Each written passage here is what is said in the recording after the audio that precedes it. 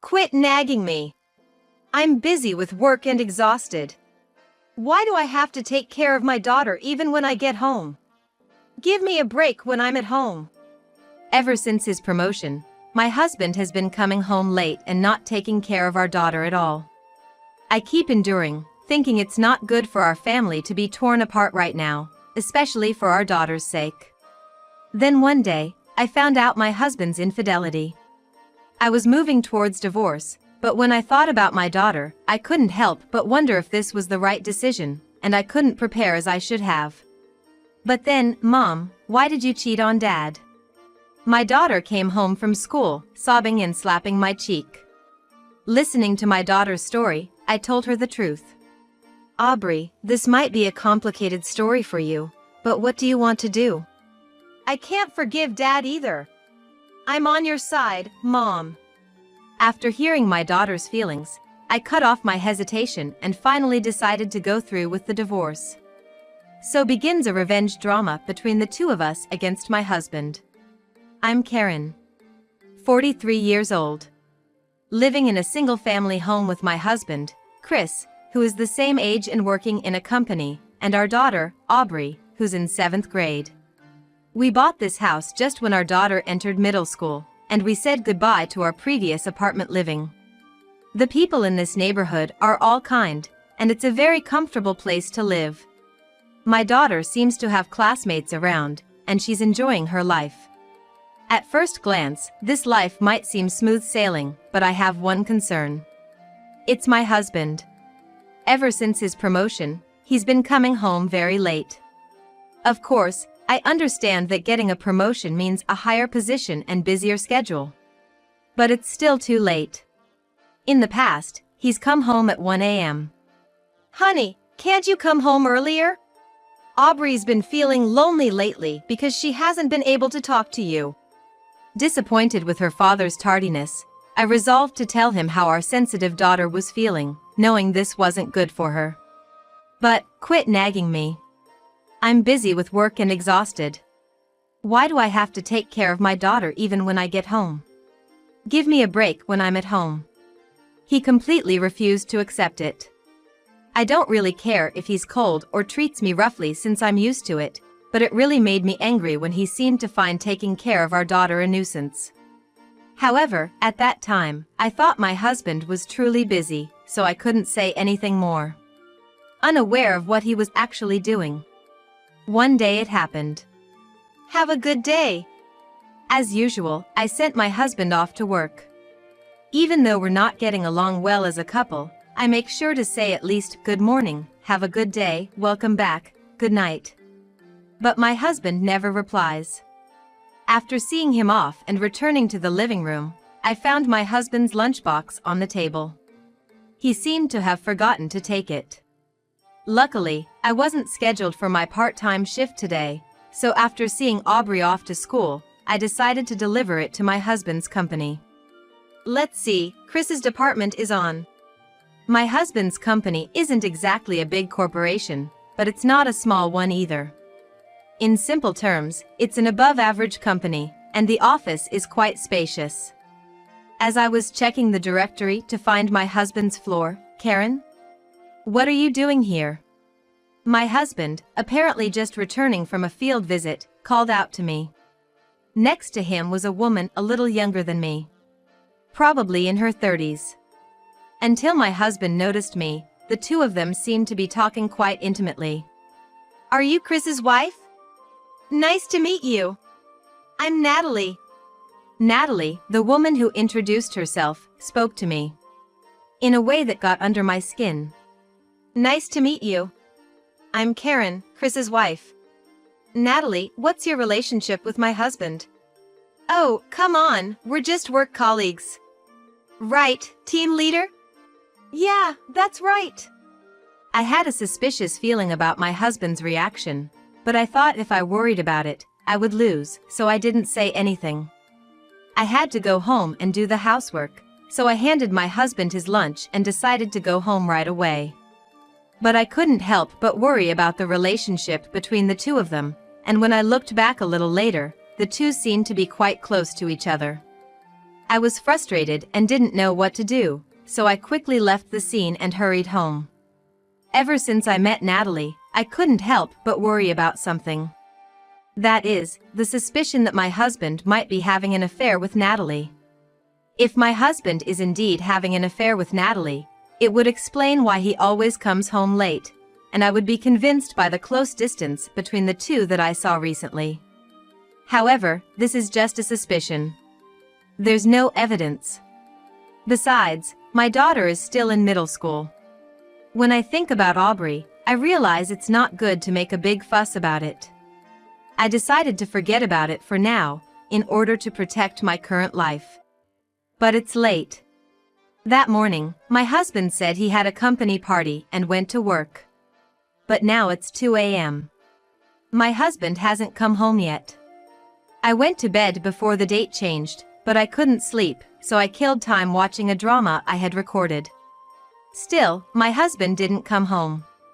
As time went on, the suspicion that my husband and Natalie might be having an affair crossed my mind, and I gradually couldn't concentrate on the drama. At the moment I was going to call my husband to ask when he was coming home, I heard a noise from the entrance. It seemed my husband was finally home. I rushed to the entrance, and there was my drunk husband. What are you thinking? What time do you think it is? And you're this drunk. I got angry like that, but my husband kept saying incomprehensible things like my boss was going, drink, and stuff. It was pointless to get angry in this state, so I gave my husband some water and somehow pushed him into the bath. While my husband was in the bath, I began to tidy up his belongings. At that moment, a notification came in on my husband's smartphone. I usually wouldn't care, but I'd been suspecting my husband of cheating lately, so I couldn't help but peek at his phone. Then I saw, "Tonight was so much fun. Let's do it again." Of course, don't tell your wife. I felt a quiet anger and took a picture of the message with my phone. During my break at the supermarket where I work, I sighed heavily.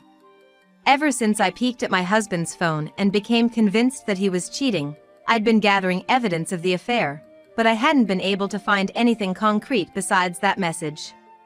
The problem was that I was also working at the supermarket while taking care of the house and children, so I didn't have much time to investigate their relationship.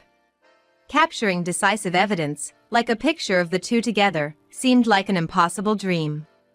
Oh, Karen, is that you? What's the matter? Why are you sighing like that? This lady is Ruby, a 61-year-old woman who works at the same supermarket. Ruby is kind and very caring. She's also my neighbor. Ruby, good to see you. Actually, I decided to consult Ruby about my husband. She might have some good insights. After hearing everything, Ruby said, "That's definitely suspicious. I know people, Karen, who've had this kind of problem at your age. Would you like me to introduce you to a private investigator I know?" "What? But I have this image that private investigators and lawyers cost a fortune." "Don't worry. If it's through me, it'll be cheaper." Ruby told me to do it, and although it was somewhat pushy, I began a full-scale investigation into my husband's infidelity. From that point on, I was living life in the fast lane. On weekends, I met with a detective that Chris introduced me to at a coffee shop near the station, and from there, I reported my husband's movements to the detective every day while I was collecting evidence such as his message exchanges at home. According to the detective, indeed, my husband and Natalie were having an affair. He showed me several photographs as evidence, and there seemed to be no end to it, such as the two of them coming out of the office arm in arm, and going out for dinner together. Until then, I was unsure about getting a divorce because of my daughter, but after seeing those pictures, I decided to divorce and send the two of them to hell. Then one day. It's sudden, but I'm going on a business trip for a week starting tomorrow. A whole week? Where are you going? You've never been on a business trip before. It's in Nebraska. Tough break. I knew at that moment that my husband was not really going on a business trip. Because I saw in the messages between my husband and Natalie that they were planning a trip to Miami. I immediately reported to the detective that my husband seemed to be going on vacation under the guise of a business trip. The next day, my husband left the house early in the morning. My daughter went to school, and I was doing housework as usual, when the detective sent me pictures right away. They showed the two of them happily sightseeing together. I had never seen such a smile on my husband's face. And next to him, Natalie was smiling happily. All of it should have been for me, the one who should have received that smile, the one who should have been smiling happily next to that smile. I got angrier just thinking about it, and felt like crying. However, these photographs only fueled my desire for revenge. I quickly finished my housework and pulled out the paperwork to change the ownership of the house. With the evidence piling up, when my husband returns from his affair trip, I'm going to confront him with the evidence and kick him out of the house. As I was filling out the paperwork, I heard the front door open. My daughter was home. When I went to greet her at the entrance, she was standing there, looking down. What's wrong? Did something happen at school? When I spoke to my visibly upset daughter, she slapped my cheek. My daughter, finally looking up, was sobbing. Mom, why did you cheat? Wait, what are you talking about? I couldn't catch up with my daughter's sudden words and behavior. As I was confused, my daughter continued. My friend told me today. Mom, you met a man at the coffee shop near the station last weekend. There's even a picture. The picture my daughter showed me was undoubtedly of me and the detective. I've been trying so hard because I know you and Dad aren't getting along. But why? Why would you do this? Saying that, my daughter began to cry even more. It seems that my daughter was mistaken. Thinking that, I told her the truth. Aubrey, please calm down and listen. Your father is the one who's cheating. The man in the picture you showed me is the detective who's investigating your father's infidelity. Your father is doing something terrible that's not only hurting me, but also you. He said he was on a business trip, but it's all lies. Saying that, I showed my daughter the evidence photos of my husband's infidelity. So that's what happened. I'm sorry for blaming you, Mom. It's okay. I'm sorry for letting you misunderstand. It might have been a complicated story for you, Aubrey. What do you want to do? I can't forgive Dad. He's making you sad, and he's neglecting me, right? I'm on your side. Saying that, my daughter agreed to help me. Of course, I took care of the legal procedures and claims for child support, but she helped me pack up my husband's belongings to throw him out. As we were busy preparing, the day my husband would return finally came. I'm home. Welcome back. The day has finally come. Today I'm gonna send both of them to hell. Man, I'm tired from the business trip. I don't usually go on them. He seems intent on maintaining that he was on a business trip, even though it's all out in the open. Hey, honey. Can you sit down? I have something important to talk about. What? I'm tired from the trip. Can't it wait? Just sit down. My husband, sensing something unusual from me, obediently sat in the living room chair. How was the business trip to Miami? I told you just now. I'm tired. Wait, what did you just say? How was the business trip to Miami? That's what I'm talking about. How did you know I went to Miami? I only said I was going to Nebraska. So you admit you went to Miami? Yes. I went to Miami on a business trip. With Natalie, right? Why? How do you know that? I thrust a pile of evidence photos at my flustered husband. Upon seeing them, his face turned pale. What's this? What do you mean, what's this? You should know better than anyone. With that, my husband fell completely silent. Don't you have anything to say? Shut up! You're the one who's disgusting, sneaking around and even spying. That's probably why you're being cheated on. It's not my fault. It's your fault. I was utterly dumbfounded. Not only did my husband admit to cheating, but he also lashed out at me. Keeping quiet means you admit you're in the wrong. The moment my husband said that with a triumphant face, "Why is Mom wrong? Dad's the one who's wrong," came from Aubrey. And then, "I've heard everything, Chris. You're cheating on Karen, and then you say such things to her." Chris's parents came out from the next room. "Dad? Mom? Why?" I called them. It was my daughter who had suggested calling Chris's parents. Chris's parents live in a remote area of Kentucky, so it felt a bit awkward to call them all the way to New York, but we did it, saying, "We're gonna beat the tar out of Daddy."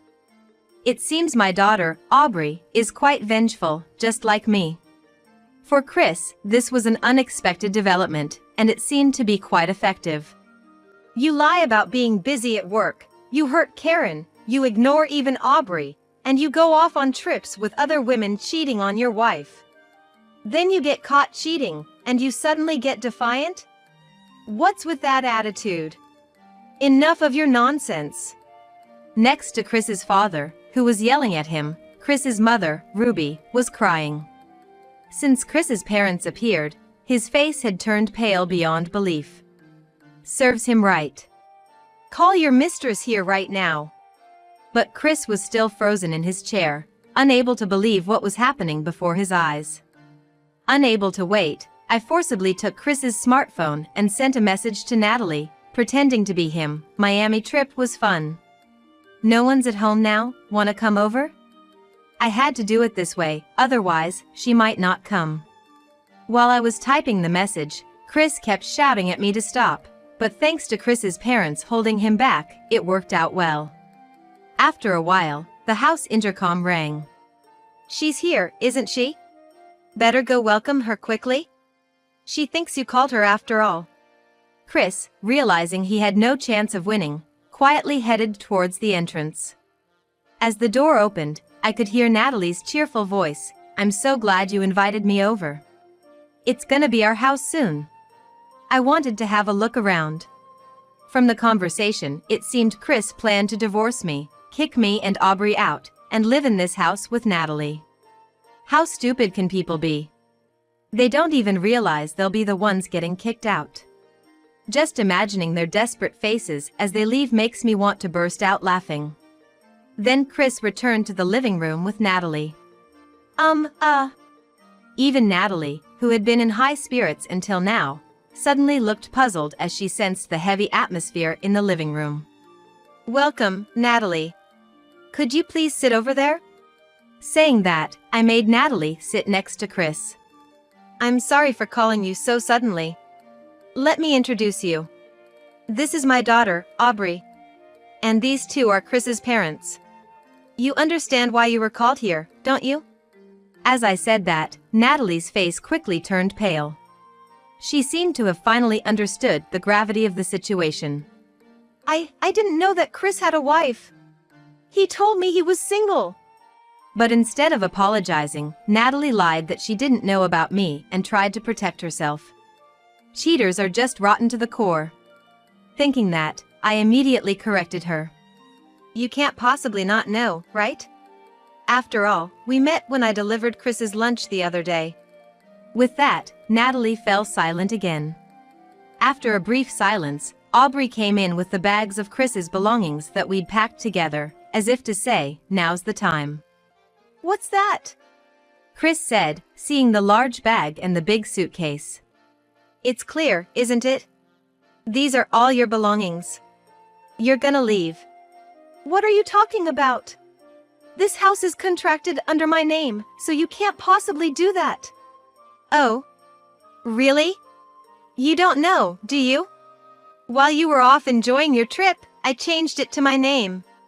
Thanks for giving me a whole week to prepare. That's outrageous. Aren't we family? How can you kick out your family like this? The person who's been ignoring me and Aubrey all along shouldn't talk about family, should you?"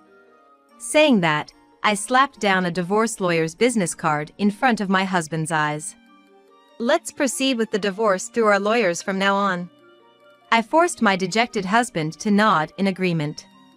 My husband, with tears in his eyes, spoke to his in-laws. Dad, Mom, please. I'll do anything, just let me stay with you until I find a place to live. But they replied, we don't have room for a fool son like you. Don't ever associate with us again. That's right. I don't want to think of you as my son. Don't ever show your face again. And with that, my husband was disowned by his family. The discussion is over. Matters like division of assets and child support will be handled through the lawyer from now on. If you understand, both of you leave now. With that said, the two of them got up and slowly headed towards the front door. On their way out, Natalie asked, Aubrey, was it? Aubrey, why don't you come with us? I'm definitely better than your mom, you know? I was dumbfounded by this. He had cheated without apologizing and seemed to be trying to win over my daughter in self-preservation. I thought about giving her a piece of my mind, but my middle school-aged daughter said, there's no way a terrible person who cheats is better than my mom, and that must have shocked her, as she drooped her shoulders and went home. After that, we communicated through the lawyer. My husband begged many times to meet and apologize, but I steadfastly refused. I never want to see or hear him again. It seems that word of this incident spread to their company, and they were both fired right away. As for Natalie, it seems that by deliberately sending the notice for emotional distress compensation to her parents' home rather than her own, Natalie's parents have come to know the whole story. Apparently, she has been taken back to her family home and is now being watched over by her parents.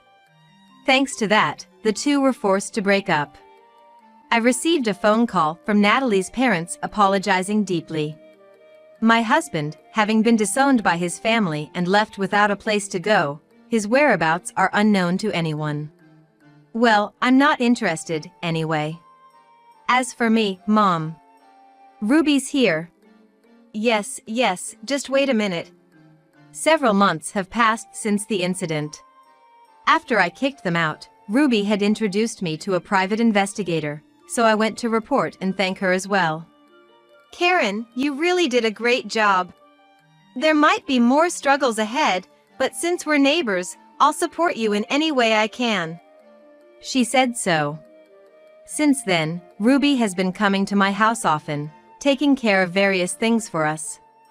Aubrey has grown quite fond of Ruby. Since the incident, my in-laws have been very good to us, sending over homegrown vegetables and Aubrey's favorite candies.